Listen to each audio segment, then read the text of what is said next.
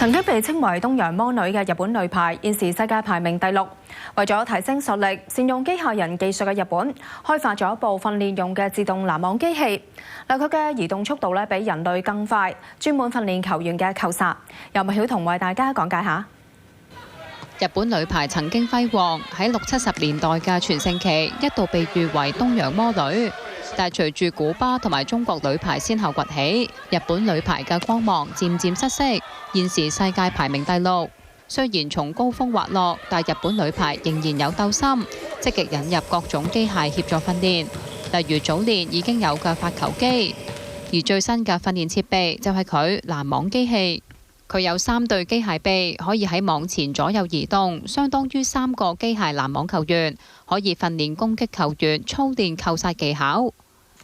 攔網機器由日本排球協會同筑波大學合作研發，機械球員會自動追蹤球路，教練可以透過編寫行動程式重現各種防守風格，甚至模擬對手球隊嘅防守策略。